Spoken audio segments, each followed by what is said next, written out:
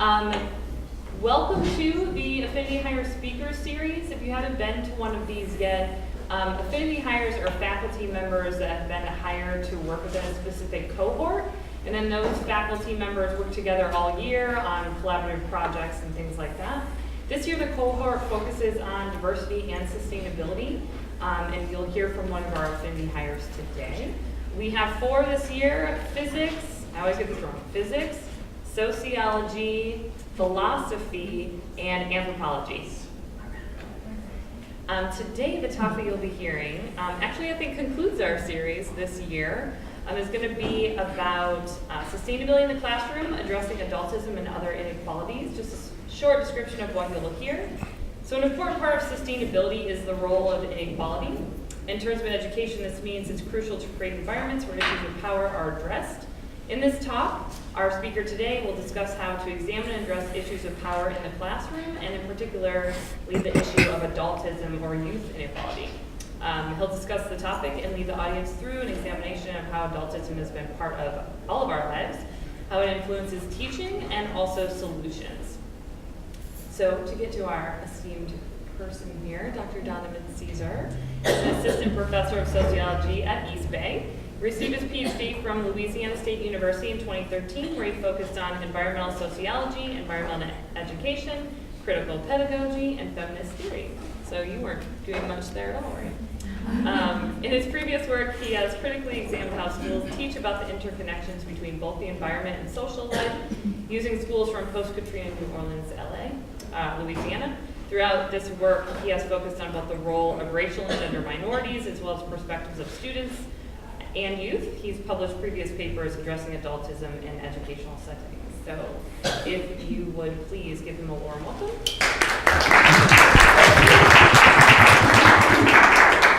All right.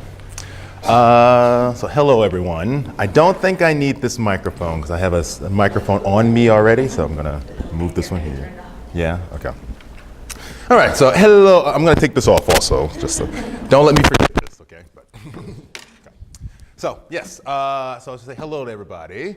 I just want to say thank you for coming on this Friday. You know, it's rainy and it's not the greatest weather today. And, you know, I'm sure many of you are very tired, as we all are at this point in the semester. So I just want to say thank you for taking your time out for this talk. Before we get started, there's something I would like to say. Is a good chunk of this talk is about revisiting our childhood experiences. So I just want to give a little warning here that for many of us, our childhood was, you know, rainbows and kisses and, you know, fun stuff. But for many of us, we had childhood experiences that were, you know, painful and difficult, and, you know, so this talk might bring some of that up. This whole talk is about dealing with power inequality in relationship to our childhood experiences. So just be loving and kind to yourself should any feelings come up, that sort of thing, right? Okay. So for me, in my research, I've spent a lot of time looking at how the environment and issues of inequality relate to each other. So essentially, you know, just to cut to the chase, we cannot talk about the environment without talking about issues of social problems. I should say social issues. Environmental problems are simply a reflection of social problems. Inequalities that exist between different groups of people in regards to environmental issues or sustainability directly relate to the inequality that already exists between minorities, upper and lower income people in the society we live in already, right? The environment is just a reflection of the social problems, okay? During my time doing this research, I also ended up which my initial research was really only looking at the environmental issues, but I regularly found myself confronted with problems with the older environmental teachers and the ways in which they were instructing the younger students. So my whole thing was environmental education, and I just regularly had all these moments where I was working with young people and had teachers. The interactions between the teachers and the young people were not quite going as smoothly as the teachers themselves would like to think they were going. And since I was working with the students, I often found myself saddled with them and seeing things from their perspective. Okay, so that which I'm going to explain in a second, but that led to all of this material getting published, where I looked at this urban farming school and looked at how age inequality worked, and looking at the significant life experiences of young people at this school that motivated them to become activists, okay? And I am currently working on which I'm going to discuss later, a survey which looks at adultism and its influence on us as teachers and on students, particularly students' conceptions of themselves as students, their role as students, and the ways in which adultism has influenced, positively or negatively, that role of themselves as students and their attempts to get an education. Okay. So that didn't do anything. There we go. Okay, personal experience. So, yours truly used to be, I got my first master's degree. I was 25. I was kind of burnt out and needed some time out of school. And I became a tour guide in a park. And this was in Louisiana. And I got to look real cute and wear all these costumes, and I got to give tours of this house in English and in French, and it was a really nice job. I was given the job because I had a master's degree. I was told I was the most qualified person who had applied for the job, okay? So which is how I got the job in the first place, okay? And however, working there, I was 25. The second youngest person there was 45. So by comparison, I was sort of seen as a child in relationship to all of them, okay? So I regularly found myself having experiences where I would attempt to initiate something or come up with an idea about a project, and would very quickly, or I may be told, oh yeah, that's a good idea, but then it was sort of no support. I was regularly just told to go back there and give those tours. My input was not really considered. And this particularly bothered me when I realized that my boss, did not have a master's degree. He only had a bachelor's degree. So I was actually the most qualified person at the park. And the only person of color at the park also, which is another issue in and of itself. But I regularly felt like I just wasn't really being listened to. And then I found myself getting kind of resentful. I spent a lot of time just sort of goofing off in the park instead of doing the work I could have done. And then I largely said, well, my initial intentions were to sort of become curator of this place and get my master's degree in Louisiana, my PhD in Louisiana, and maybe even make this my permanent, long-term career move. But I just regularly got so frustrated, I just said, you know what, this isn't for me. I'm going to be here for a year. Screw this. I'm going off and getting my PhD, right? Okay, that's what happened there. Then about 2 years later, I started doing research at this school. The founder of the school is right here. His name is Turner. And while I was at the school, there was, all this talk about it being a egalitarian community of teachers and students working together, learning how to plant together and learning about social problems together, and everybody does the same work, and it's through that egalitarian environment that people are learning about social environmental problems. This is the reason why I chose to study the school, because I was told this message. But while I was working with the young people, sifting compost and doing things, I realized one day, it's 95 degrees in Louisiana in the summer, and while all of us as young people are sifting compost all day, I'm seeing all the adults sit over here and they're drinking coffee and talking about social justice. So while, I regularly saw this pattern where, adults would talk about doing work, but then the work they actually did usually turned into go and paint a door, go and play with someone, or go and sit and drink coffee and talk about issues, whereas the actual grunt work was often being done by the young people, right? One particular occasion that happened, some of the young people started feeling disrespected about this, and they went up to one of the adults and said, hey, we'd really like it if you could come work with us so we can get this work done faster.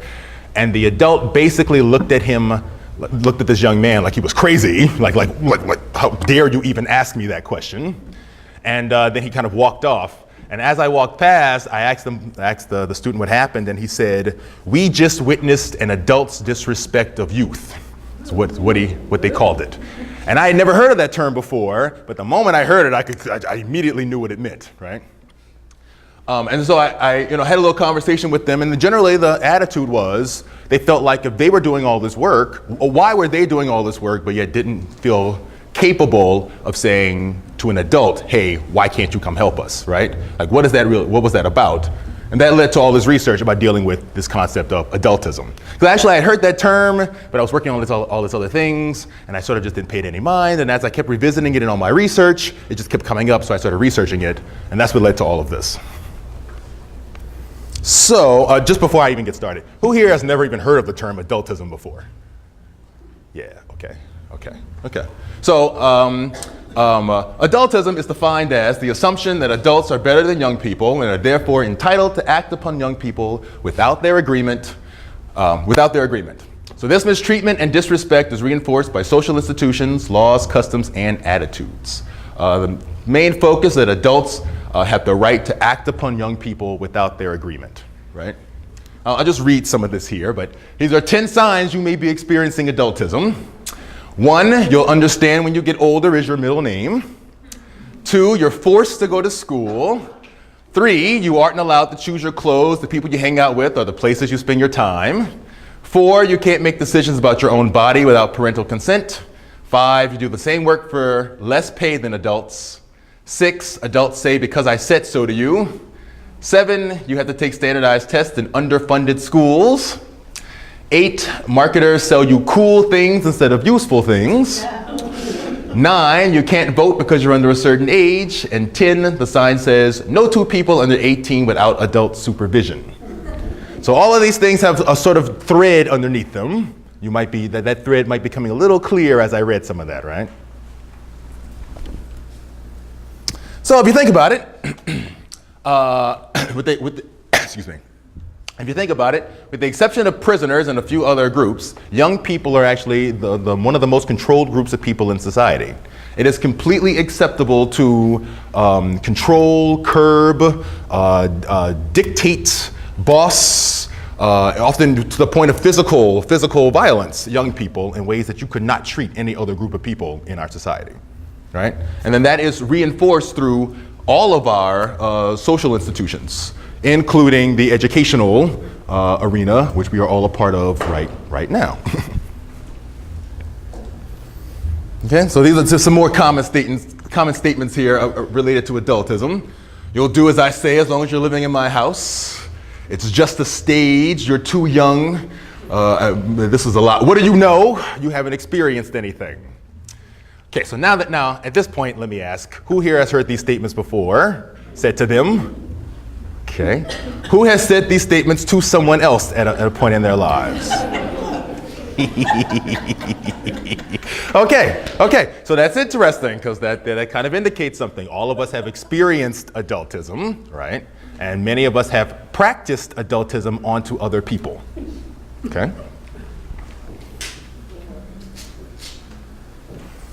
Okay, so at the heart of this really addresses power. Power within adult-youth relationships. Power is at the heart of many of these problems.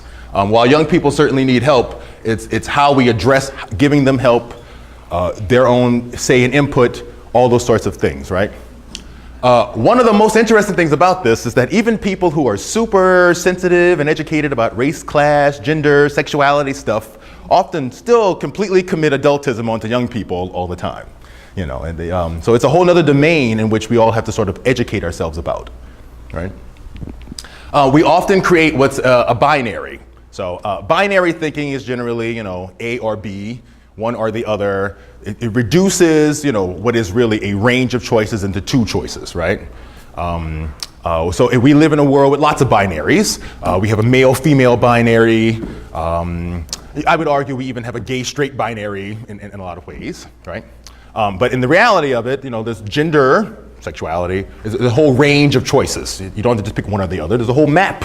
I teach a sexuality class, I teach gender classes. There's a whole map of choices and things to pick from, and spaces you belong to and fit in, and how you understand yourself. There's a whole world of understanding there that makes up your gender, your sexuality. You don't just have to reduce things into binary thinking, okay? What binary thinking does is it creates 2 groups of people, essentially those with the power and those without it.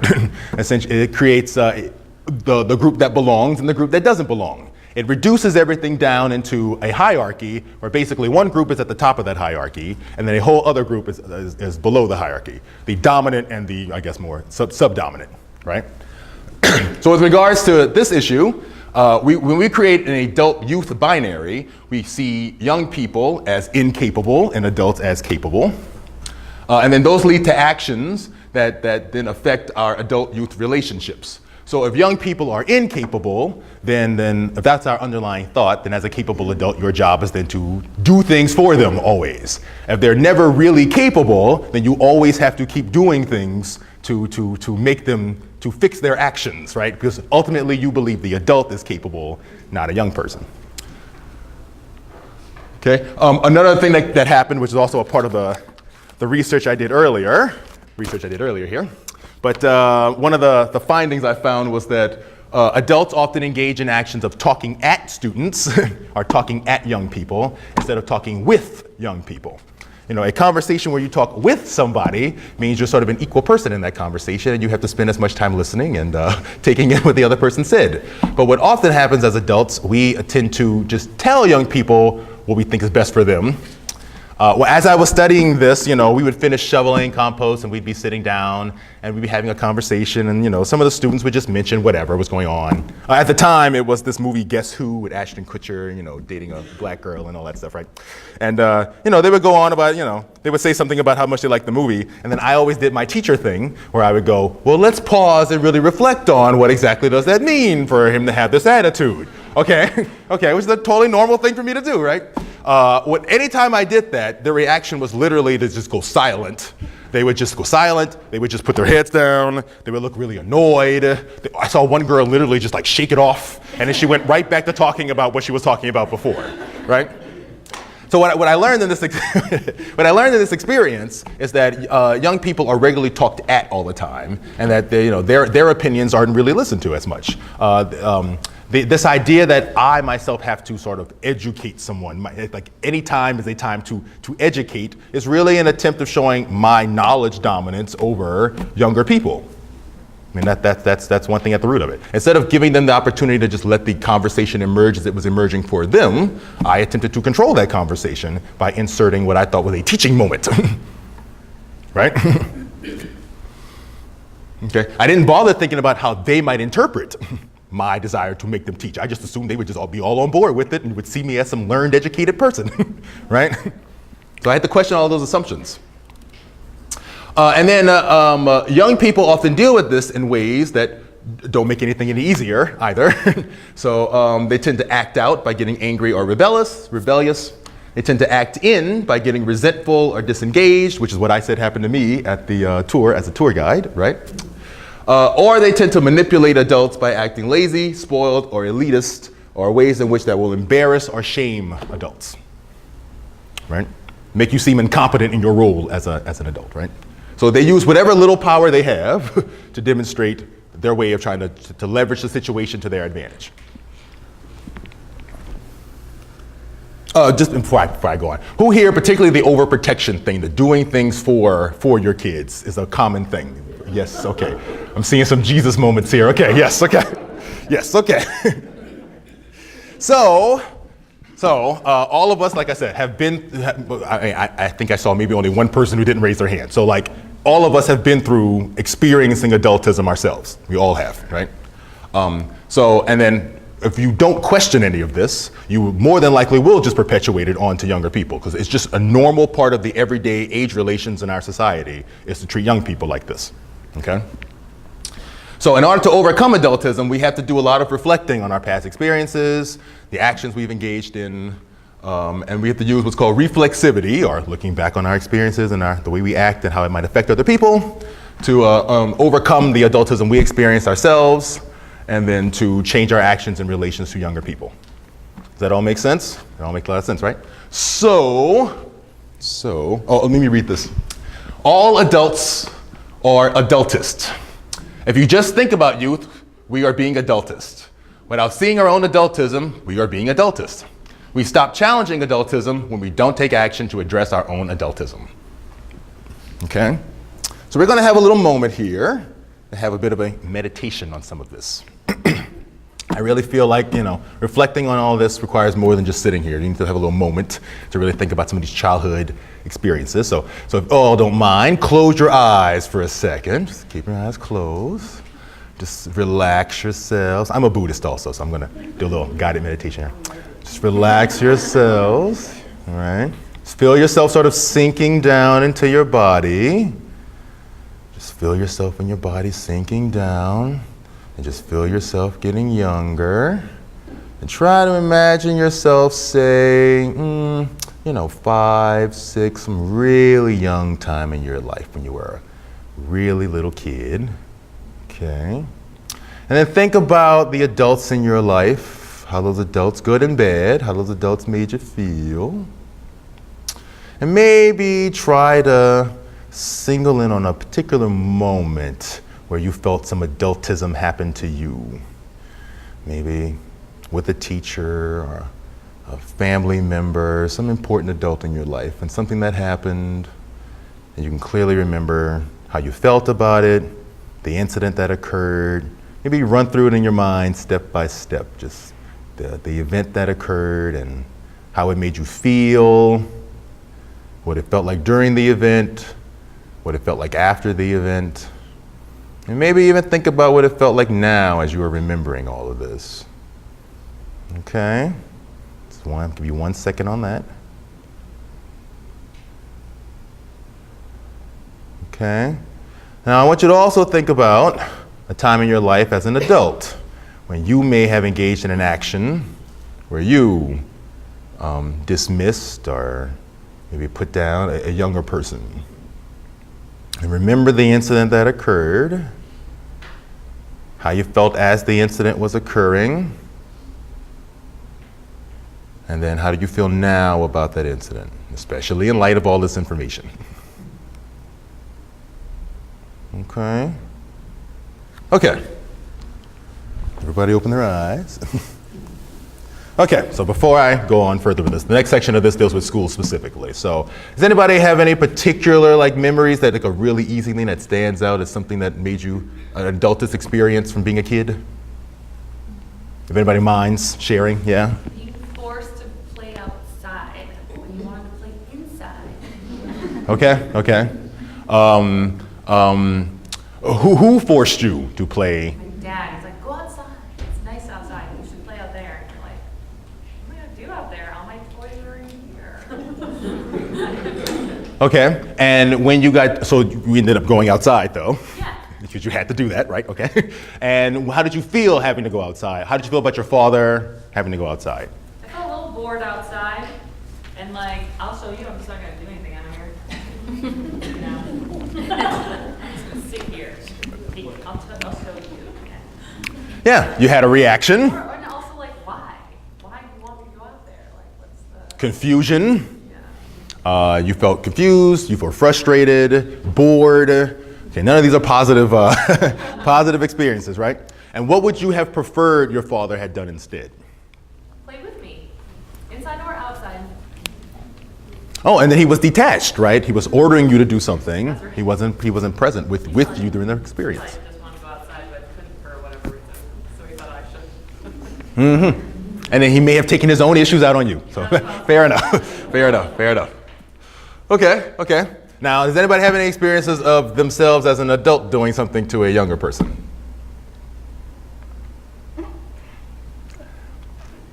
No judgment. Dwyla, yes? Tell him I said I'm not one of your little friends. I'm not one of your little friends on the playground. Okay, well, why did you tell him that? Because I thought he was being disrespectful. You probably disrespectful. Okay. And your response to him being disrespectful was to say, I'm not one of your little friends. So I'll just ask you, what about that did you feel might have been adultist? Difference in how saying I'm big, you're little. I'm older, you're younger. Okay, yeah. So looking back on that experience now, what would you have said differently? Maybe just say be respectful instead of I'm not one of your little friends. It's kind of an ongoing joke thing now, half joke. Half serious on my part. Because he's in high school now. So he's like, I'm not on the playground anymore. You still say it though? Oh, yeah. Oh, Interesting. Okay. Half joke. I thought that was funny you said half joke. Does he feel it's a half joke? I think it's fine. You think in part. That wasn't a yes, but I want to throw that out there. But okay. So you see how pervasive this is, though, right? Like those examples you gave were very common, basic things that any childhood is filled with those sorts of moments. And what you just mentioned were very common. Many adults talk to their children that way. I mean, my mother. Let's not even. So let's not focus on my family, but those are very common statements. So it shows you how ubiquitous this type of inequality is, right? If you're not consciously making actions to question it, it's very normal to just make statements where you put down young people to be like, you don't know what you're talking about. I'm the one in control here, right?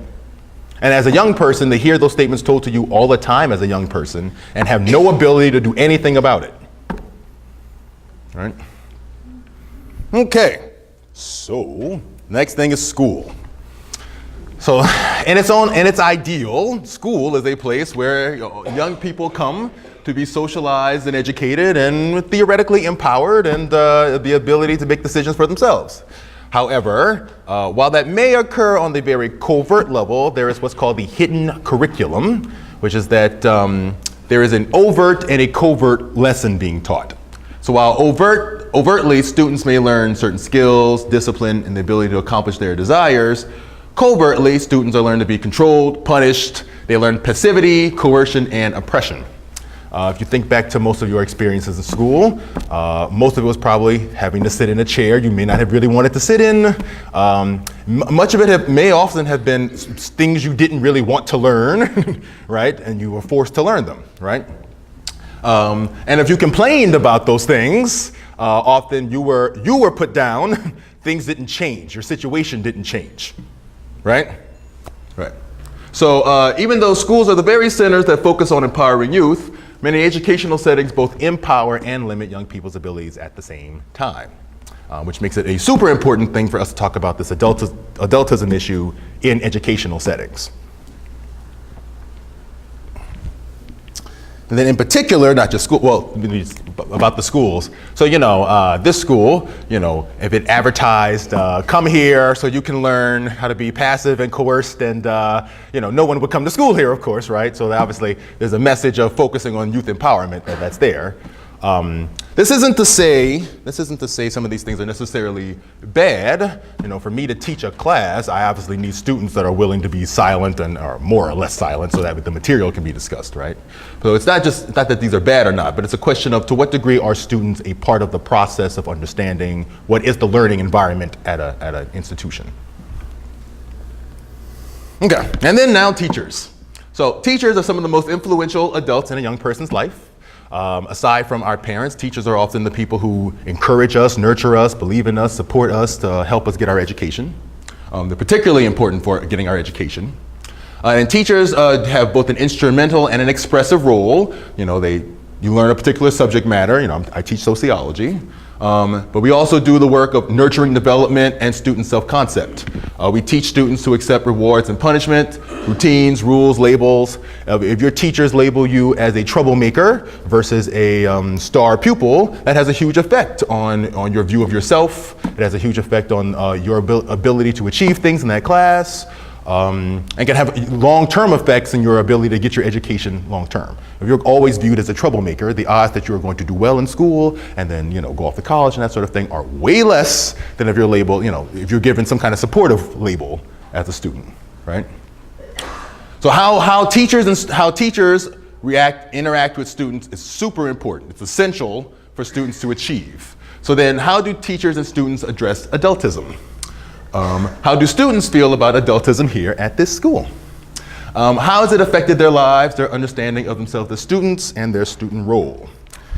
So that the paper on this paper here on unlearning adultism, I actually published last year, and then I got hired here. So, and I got hired here to teach a sociology of education class. So just by the luck of all of that, I decided to interview my own students to ask them about their experiences with adultism and their student role. Okay.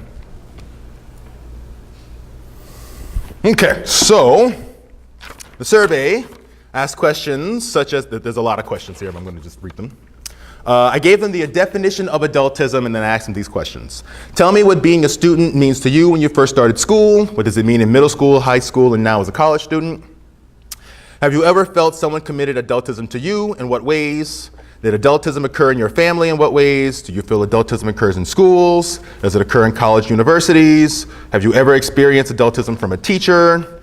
How did your adultism experiences shape your feelings about being an adult when you were a kid, as a teenager, as an adult now?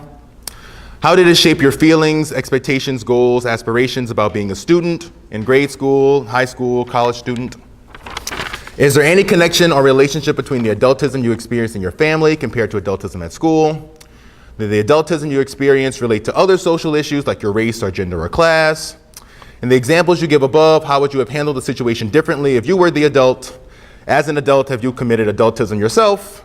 Does your adultism experiences shape how you act towards or interact with young people or your children? Okay? So much of the things we just went through this whole talk here, I asked all of them these questions. So I'm still going through all this data, and this is only half of the data, but I'm going to read some of these excerpts just to give you an understanding. So we've been talking about adultism this whole time. I showed you all the adultism that just is pervasive in everyday life for young people, and then we focused on us as adults committing adultism onto other people, right? And so now I'm talking about students. So this is students here at the university we all are a part of right now, talking about their experiences, okay? Okay, so this question was, tell me what being a student means to you when you first started school. I'm a 31-year-old black male finishing my senior year at CSU East Bay.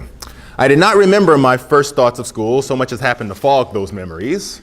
When I first started middle school, I remember having to adjust from having one teacher all day to having multiple teachers in a school day. Middle school created more independence, where it was the student's job to get to class on time. By the time I reached high school, I had developed a dislike for school. Previous teachers had just took the enjoy out of school for me. Okay. Here's another one. I'm a 31-year-old African-American female, and I'm a junior at Cal State East Bay. I remember being very eager to learn as a child, thinking and believing my educators knew everything and that they were right about everything because they were smarter than me. There was a parent-child relationship comparison. Being a student meant being a vessel for all the unknown. By middle school, I figured out that educators were humans just like myself and that they made mistakes just like any other human being. In high school, I was more focused on myself, who I was becoming, my identity. As a student, I started to rebel in a way because I had this constant feeling that I was forced to obey and learn things that I would never use in life. Everything in high school just felt like bull mess. I think he meant a different word there. How polite of him to censor his own words. As a college student, I finally feel like I am a vessel as I did when I first started. There's a wide variety of life experiences, diversity, things to actually be learned that you will eventually use in life. As a student, that means everything. Okay. This question was, have you ever felt someone committed adultism to you? Yes. A perfect example is with my elder sibling in my own family. There are times when a younger person that they tend to overlook your opinions and thoughts because to them it's simply irrelevant. One time in particular that I remember this happening to me is during high school. Although I got in trouble a lot of the times, one time in particular I was suspended for just walking by a fight. The fact that I was 6'3" at the time, when the principal and other teachers came, I was hard to miss. I was called to the office where they did not even give me a chance to explain before I was sent home. After getting home, my mom was yelling and giving me prep talks. At this time, everything I was saying was being ignored or considered a lie. Here's another one. Yes, yes, yes. Though I am 22 years old, I feel like I have a good grasp and understanding of the world not many people my age do. I have also been looked down upon or not taken seriously because of my age. I have experienced this through my jobs I have worked. My first job was when I was 15, and I have worked ever since. I came to find many of the tasks I was assigned due to my position for the first 2 years were often remedial and repetitive. Though I was excelling at the task on hand, I would not be considered for upper management position due to my age. Finally, at 17, I was offered an assistant management position at an ice cream parlor right on the beach. This was the first time I felt I was put in a position that finally challenged me and put my skills to use. I was finally taken seriously. And yes, my parents were really strict, so everything they said was not to be questioned. Children were to be seen and not heard. All adults were to be respected by all children, even if we weren't related. As a child, if I was playing outside and if one of my neighbors asked me to help her unload the groceries out of her car, I had to help her, even if I did not want to. This was because she was an adult and I was not allowed to tell an adult no. If I did not help her and my parents found out, I would have been in trouble when I got home. Okay. Let me skip that one. Okay. Adultism is really a way of life. I think everyone has faced it at some point in time during their life. I have felt adultism from my uncles to teachers to professors. When I was younger, I used to hear, "You're just a kid, this is an adult conversation." The conversation would be about sports or something where a kid's opinion should at least be considered, especially growing up when I knew more about sports stats than a lot of my uncles. Just because I was a kid, my thoughts would be disregarded. But if I told them to my cousin who was an adult, and then he said those same thoughts to my other people, they would be honored and valued. This basically told me that my thoughts were worthless, which gives the feeling that powerless. They show they have all the power. Personally, I rarely felt adultism growing up. The only times I felt it was when my parents would say, because I said so, when I asked them why, I couldn't do something. Other times when my uncle was able to do something and had a special privilege that I did not have access to because I was a child. An example of this would be getting in front of the line to get food when we had family events, or being able to drink or eat and watch TV at the same time. One time in school, my teacher was giving us a grammar lesson and I was following along in the book and doing the practice problems while I was working on an art project for another class, basket weaving. When the teacher asked all the kids to put theirs away, I did not, and I continued to work on it. I was and am to this day good at multitasking. When she saw that I did not put it away due to another student calling me out, she immediately assumed that I wasn't paying attention and sent me to the principal's office to do the work there and informed me that I would be graded on it when I returned. I returned to class 15 minutes later, and she stopped the class and graded my paper aloud in front of the whole class. To her dismay, I got a majority of the questions correct, and she told me to have a seat.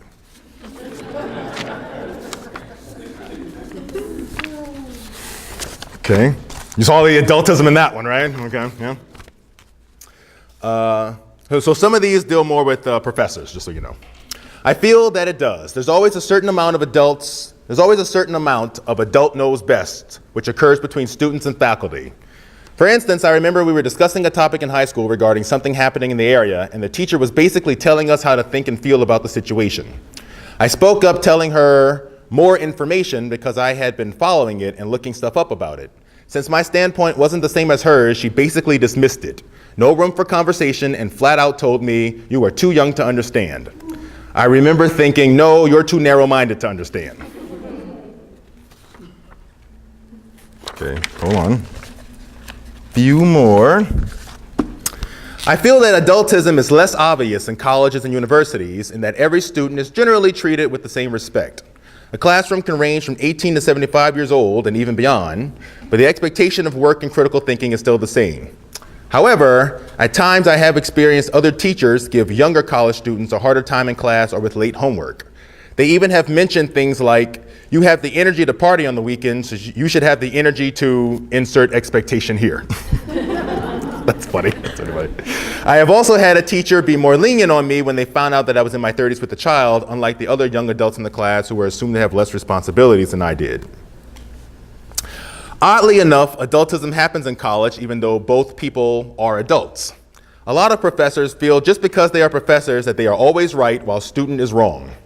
I had a professor who could never admit to being wrong. When a student would correct her, she would have a fit. She felt because she was the professor that whatever she said was the right way. In class, one student looked something up, gave her correct dates, and she scowled the student for doing such a thing. Okay, so I'll just read one more. Oh, this is a good one. Honestly, question mark, exclamation point. I still feel like an ignorant child half the time. My former adultish treatment haunts me that often. I get scared that I should make the slightest mistake or error in judgment, I let everyone down. It shakes my self-confidence most of the time. If it's not a school-related subject, I get really nervous before speaking my mind to anyone, be it in class, with my family, and sometimes with my boyfriend. My mother and sister and I went through the same stuff, so they're the only ones I exclude. To this day, I still fear that my opinion will be worthless, so I try not to express it freely. Encouraging other people is what I do best.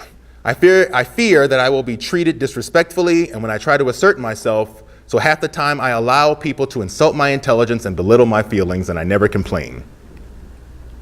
I've always had a strong feeling that the freedom of self-expression is the biggest lie that this country tries to uphold, and I found it to be confirmed in the way I've been treated. I loathe the power it has over me. I loathe the people who used to take advantage of me, and I will try my best never to inflict the same torture on a younger person for as long as I live. Okay? Okay. Okay, so that's a range of statements there. So like I said, this is an ongoing process, and I'm still digging through this research and making sense of it, and going to put it together into a paper about all these things. But as you can see, it is super important. The interactions that teachers have with students, that schools have about this issue is super important. It's super important for us to create a classroom that is capable of actually empowering students. We have to address all the power inequalities that are inherent in the classroom itself, right? So we absolutely have to acknowledge the effects that adultism perpetuates on the students, the effects of adultism on our own profession. Most of us as students, CSU East Bay is a kind of an interesting, counterexample, but most of us as professors, have students that are much younger than us, so it's very easy to commit this kind of actions onto people much younger than you. And then as adults ourselves, we have to challenge our own adultism and heal from the adultism we all experienced in the past. And so, again, that's why an important part of this talk is about reliving and remembering your own personal experiences so you can kind of give yourself that space to heal from those previous experiences yourself, so that way you don't reproduce the same adultism onto other people. Okay, so that concludes the talk, so thank you all.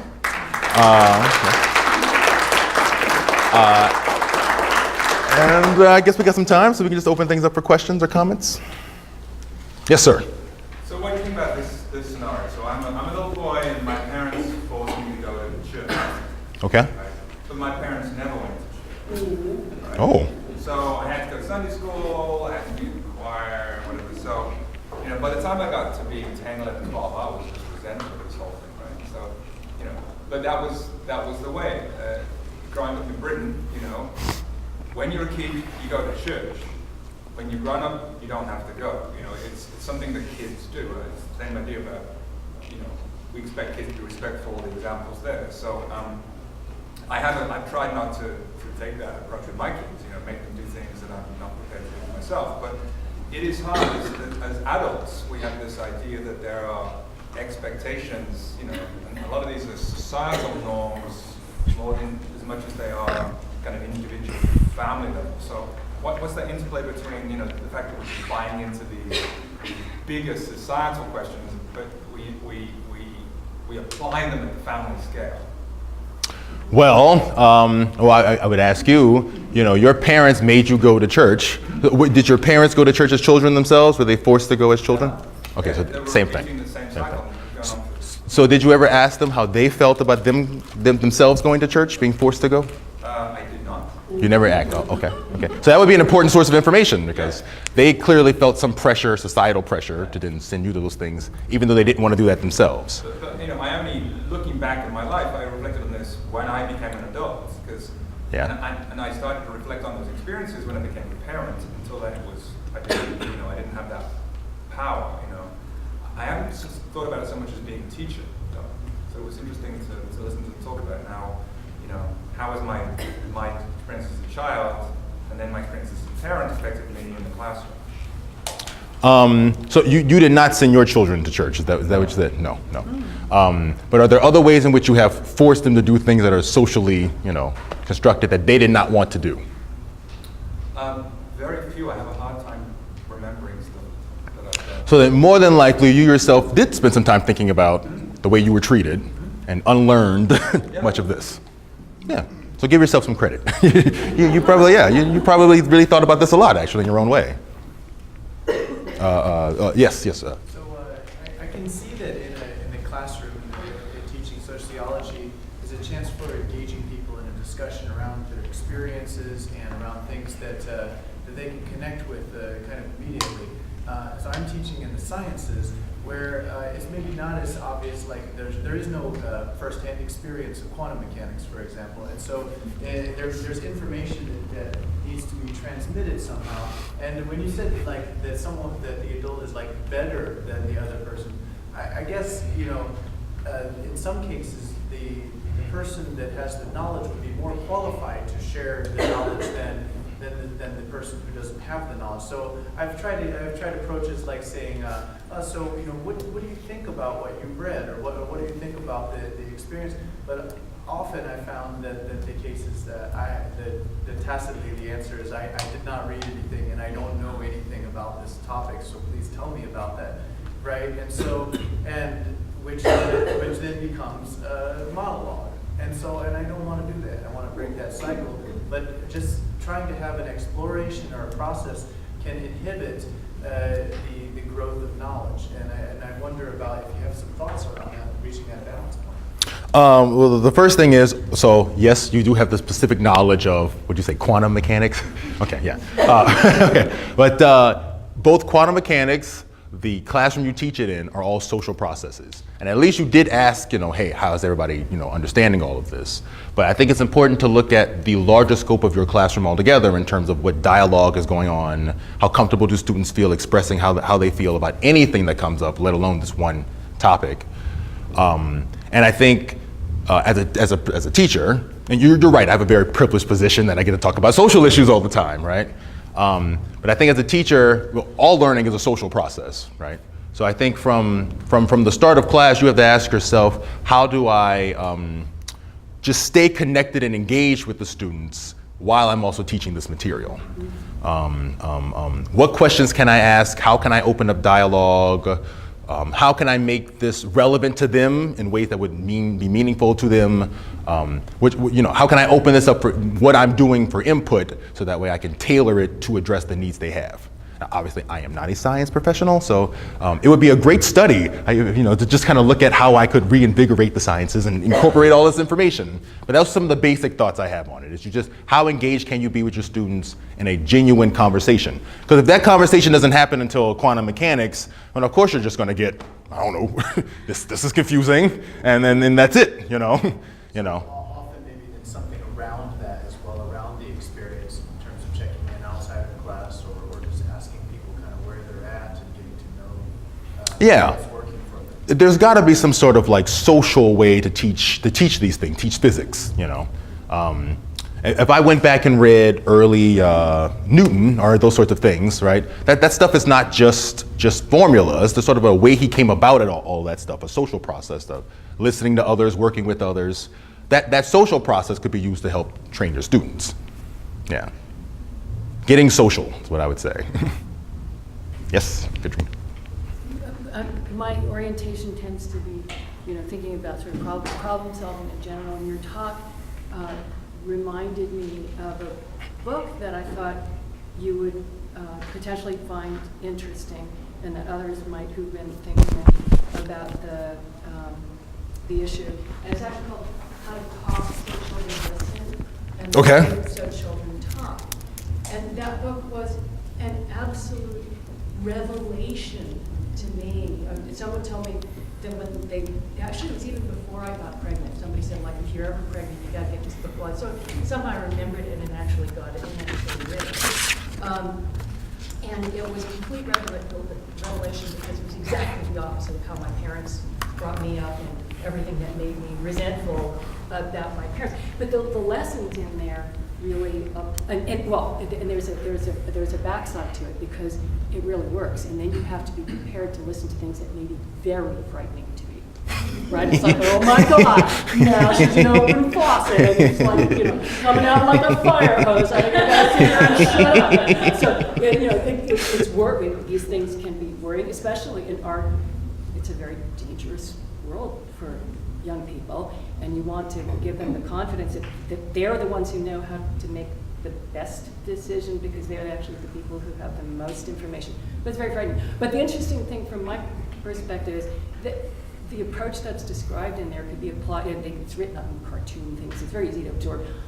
It could be applied to our students too, right, to a teaching process, but it's very difficult, right? If you're under stress all the time, you've got so many classes and so many students and so many responsibilities and traffic and home and society, and so, when you have one child that you adore beyond life itself, you can discipline yourself to adhere to a process like that. And I found it's much harder in this broader context to bring that same kind of compassion, because true respect that comes from a mindful compassion, ultimately. And it's quite an exercise embracing that full-time and not Yes. taking a shortcut that winds up being disrespect, even though if it's unintentional. It's like, okay, I've got to share a lesson about how to be professional with someone, and it's like, oh my God, I really didn't have the information that I needed to really evaluate this issue properly, because I didn't have the time to really talk to the person at hand. Yeah, You don't. yeah. Oh, so anyway, but I really recommend that book as part of your research, because what we ultimately want to get to is what are the solutions to this kind of thing, even to reteach ourselves. It's always going to be easier to bark at somebody. It's always easier to boss somebody around instead of listening, right? Yeah, always. Yeah, I will check out that book though. Yeah. I like cartoons also. So.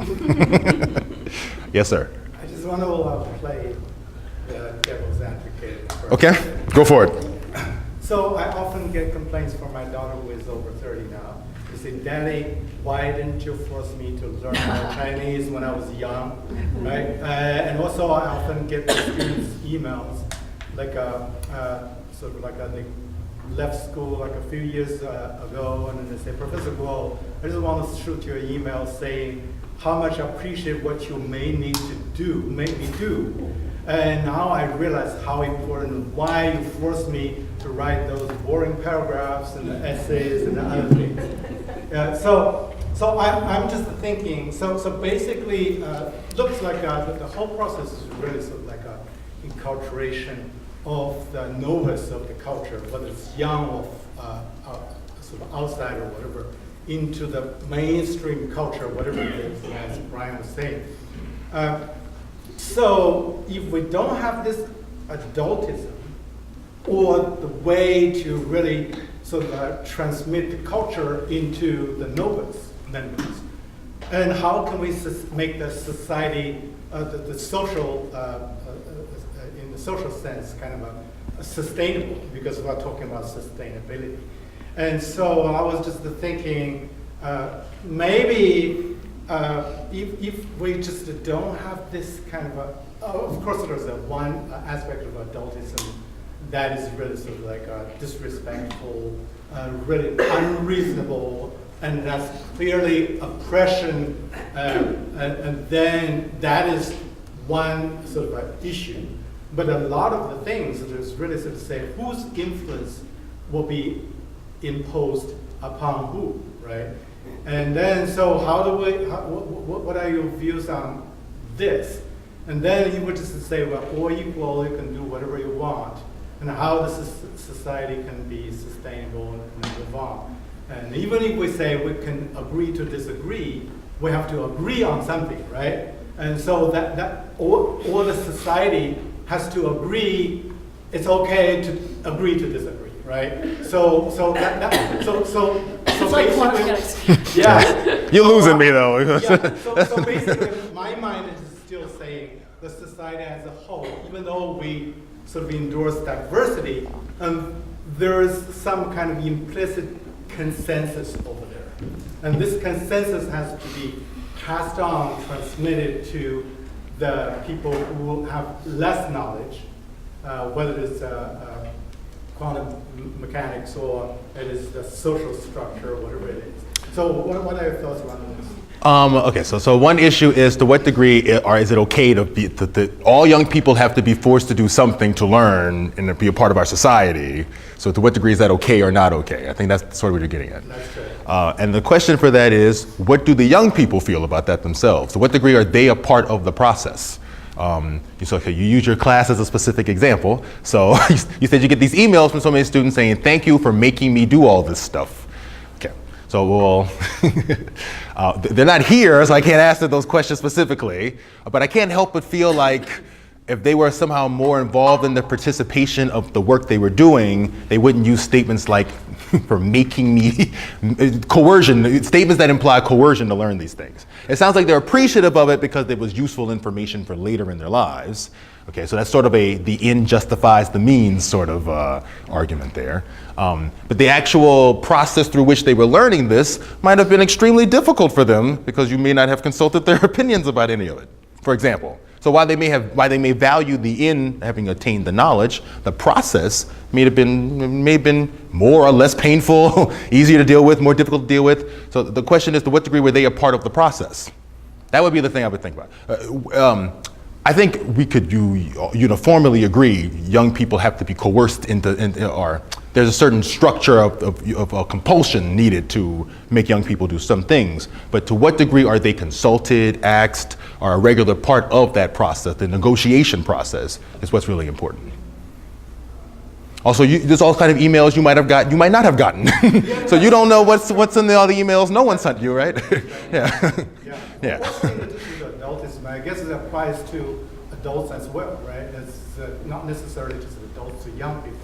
And adults have to be forced to do something or not to do something, right? If you don't sort of file for a tax return by April 15th. That's right. There's some consequences, That's right. right? But that gets a different term. That's right. That's Yeah. governmentism, whatever it is. Sure. State control, something like that. Yeah. Diane, yeah. So I think about my son went to this school and it was a teacher's cooperative, and when it came time to teach multiplication tables, they said that they didn't really want to do that because that was painful, and that kids were going to be able to use calculators, and so that if I really wanted that to happen, I needed to do that at home with them. And my thought was, who's the adult here, And so that there really is a question about when does being an adult, when does setting structures, when is that functional, when does that work, when is it important? Because then I thought, I'm paying you to help this kid who's going to be hit with, you don't know math later on, I need you to do this. And their answer was, we're not doing it.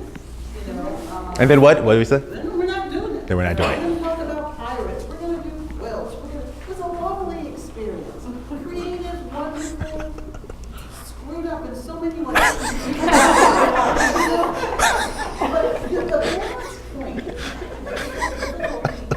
it's like when you engage and support and have conversation, and when do you say, this is the way it's going to be because I believe that this is valid, that this is going to lead to something that's advantageous for you. And sometimes people don't believe it, but you kind of do it anyway. Maybe later on they get it or they don't. So. Well, the first question is, did you consult your son about all of this? Did you get his opinion? At 8 years old, I did not ask him if he wanted to do multiplication because I was pretty clear on the answer. I could have, but I did ask him, what do you know? And I did kind of go over the multiplication table with him. He didn't want to do it. I don't think the question is, did you ask him if he did multiplication? I think there should be there's some other questions before that about what engages him, what doesn't engage him, why are things important for the age he is, that sort of lay the foundation to do you want to learn this now? That maybe that conversation maybe would have helped? Is that a thought? Is that a possibility? It is a possibility. I absolutely didn't do it, so I'm not. Right. We did have conversations about learning and writing and reading, and those are the things that he loved. Mm-hmm. Okay. He did not love math, but I don't know what he would have thought about it. We didn't have the conversation. So, he didn't like it. Right. So just, one thing to think about is all these missed conversations that just don't happen because no one thinks to ask, or math is obviously super important, right? so getting him to accomplish math was way more important than getting his consent to go along in a process, a more difficult process of getting him to understand the complexities of things and working with his feelings and trying to, negotiate a way for him to learn these things. So you just decided he had to learn math, done. So, when that didn't happen the way you wanted it, you were like, I'm out. That's basically what you just said, right? So think of all the conversations that just don't happen because these assumptions we make about how young people are just supposed to be doing these kind of things. So the end result it's not both of you mentioned examples that were about the end result of the learning something and getting it accomplished, but not about how people feel, the process through which people learn something. All of that is equally as important as the learning itself. Carolyn, yes. You're making me think of when you describe when you talk about power differentials, and you're making me think about the first time I read Pedagogy of the Oppressed, Palaver's Pedagogy of the Oppressed, and that as a teacher, he calls teachers oppressors. I remember how offended I was the first time I saw that word, and I was trying to grasp in what ways was I an oppressor. And then the more I waded through it and the more I thought about it, and in that book he also or one of his other books, he also talks about the responsibility that you as an educator have to your students, and this gets at his comment. You do have a responsibility to share what you know with your students, but not as a banking fashion. So it is about the purposeful meaning-making dialogue that you have. You pull from the person's world to make relevant what it is you are teaching, and through that conversation. So, but I remember how that felt the first time. And it really does take you back and make you think about, well, I can't possibly be an oppressor. For someone who studied teaching and learning for so long, but it took me to another place as an educator that I really needed to go. So, wise words. Yes. You made me think about that. Yeah. Much of this comes out of Paulo Freire's work also, as well as my teaching approach for those of my students who know my approach to things. Yeah. Yes. This comes back to some of the other comments, but the extreme form of this is authoritarianism. And it just struck me how important it is to start young to avoid that. And Rose comment about we have to file taxes, yes, but this kind of approach to interactions with younger people and then the replication as they get older plays out at a societal level. And I just think about what's going on right now with policy, with politics, the candidates. When I hear them talk, it's so embedded in an authoritarian approach. Fear, insecurity, but then kind of twisted. It becomes very twisted when it reaches that societal level, and it has a potential impact on democracy. I mean, that's the much bigger picture. So I think it's really just reminded me of how important it is to find another way to interact in a more equitable way without becoming totally permissive. I think of the old parenting styles, permissive, authoritarian, and that's what this is kind of skirting. Yeah, and the other devil's advocate opinion is, why don't we just let our kids do everything, and have complete freedom to do everything? And that also is I don't want to say abusive, but not helpful to them as well, right? Children absolutely need guidance in the process. And I think it's interesting how if these are the cement of your early childhood experiences, it just leads you into a pattern where you accept other kinds of inequalities growing up, or perpetuate them onto other people. Yes. So my background is primarily in design, and this is really reminding me of a lot of conversations we would have about inclusive design and designing our built environment so that it's accessible to different groups. And one of those groups is children, or for that matter, anyone who's not of the average size of an adult.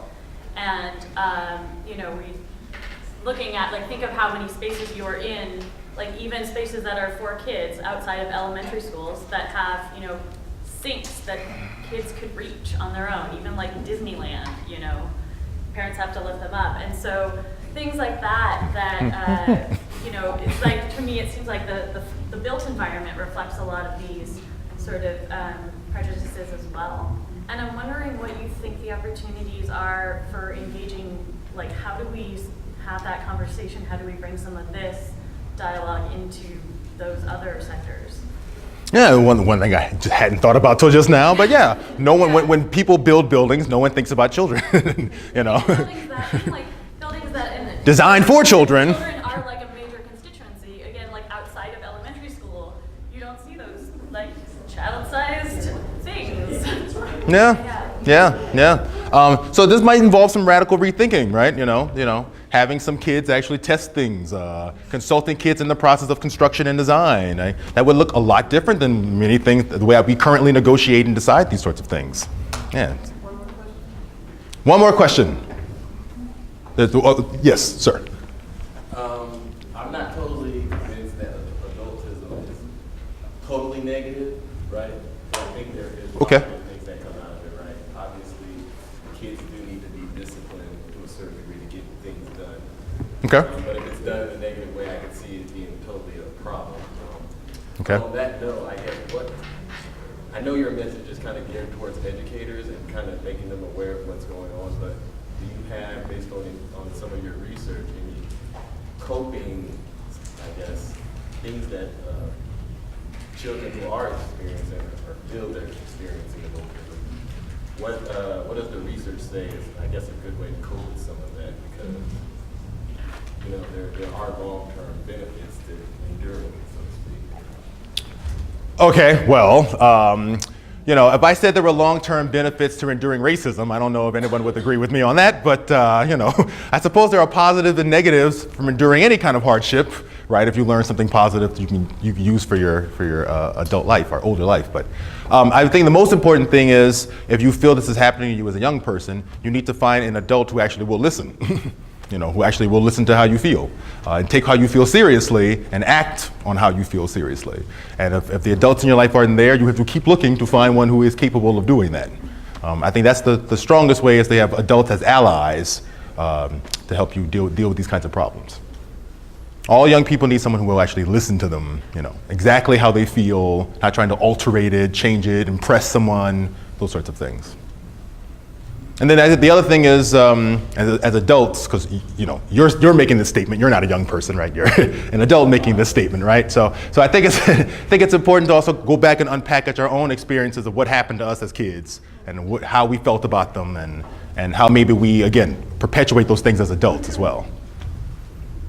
Okay, that's all. Yeah, thank you all very much for coming. Yeah, are you gonna say some words? Thanks to Dr. Caesar for the presentation. It was a wonderful presentation. I wanted to note that there's a couple of other things that are going to happen. Dr. Marcos Pizarro is going to be here April 29th, Friday at noon. There'll be food from noon to 12:15, and then he'll start presenting at 12:15. It's beyond the deficit model, concrete strategies for enhancing Latino student engagement. So he's really looking at an assets-based model for looking at our students who come here and how we work effectively with him. So there's that presentation, and I think it's going to be really good. He's terribly excited. Then on Wednesday, May 11th, and this is free, there's the Waiting Period, a one-man show, a one-person show by Brian Copeland. And it's 70 minutes at 2 o'clock in the theater, but it's on his experience with depression and suicidality. And the waiting period really is about the time that you have to wait, the period of time you have to wait to the request for a gun till you can get the gun. Is going through that period and is coming out the other end. You know, his finding redemption, his finding a way to get through his depression and to balance out. So I've seen it. It's incredible. I saw it at the Marsh Theater in San Francisco. So we're bringing him here. And so please come, invite friends, invite students, and there's a few other things that are happening, but these are two of the primary that we wanted you to know about. And once again, thank you for a marvelous presentation. Thank you.